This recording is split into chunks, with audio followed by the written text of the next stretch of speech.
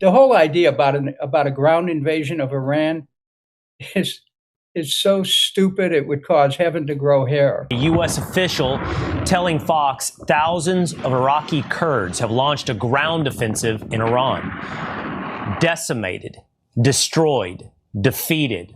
All words the Pentagon used to describe Iran's various military forces on day 5 of Operation Epic Fury. Moments ago, President Trump. So Trump is backing the Kurdish militants against the Iranian government. President Trump is open to backing them, says the Wall Street Journal saying this. Among the groups Trump is considering supporting are Kurdish forces based in Iraq, who have thousands of troops along the Iran-Iraq border, an idea raised by Israeli Prime Minister Benjamin Netanyahu during a White House meeting with the president. When he first came over and sat with Trump for hours, you would have thought Netanyahu had it all figured out. He had a successor planned out. He had the Kurds all figured out. 2 sets of Kurdish groups here and there. This many people are going up to rise. The Axios report said that Trump spoke with the leaders of 2 main Kurdish fractions in Iraq, which was confirmed by the Patriotic Union of Kurdistan, which is based in Iraqi Kurdistan, which the U.S. maintains a military presence.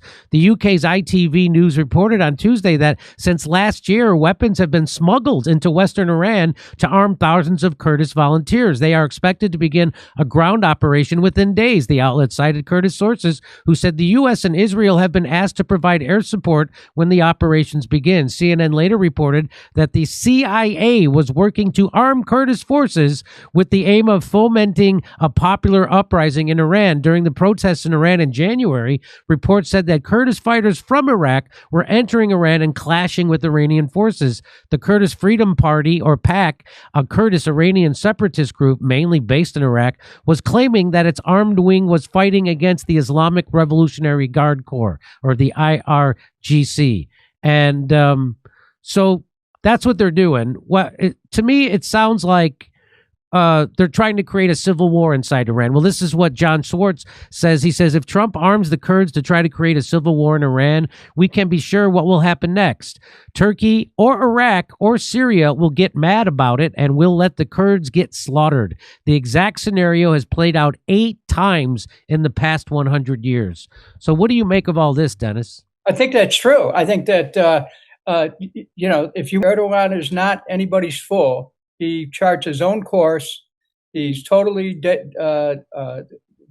committed to Islam, and he's not going to be on the outside looking in what might turn out to be a whole. And I think that when we're looking at the Kurds, yeah, they're just going to be thrown into a meat grinder. And the whole idea about a ground invasion of Iran is so stupid it would cause heaven to grow hair, because you've got Iran. There's a reason why the Persian Empire had existed for so many years, and one of them is geography.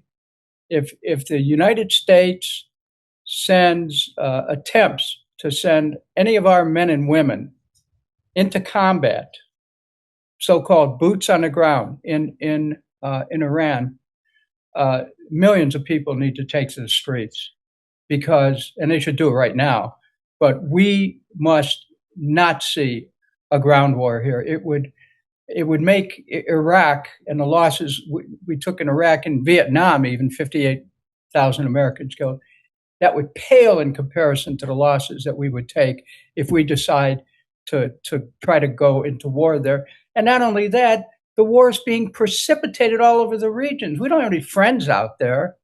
It's a myth that we have any friends. We have allies as long as we are holding an iron fist, but that grip is slipping.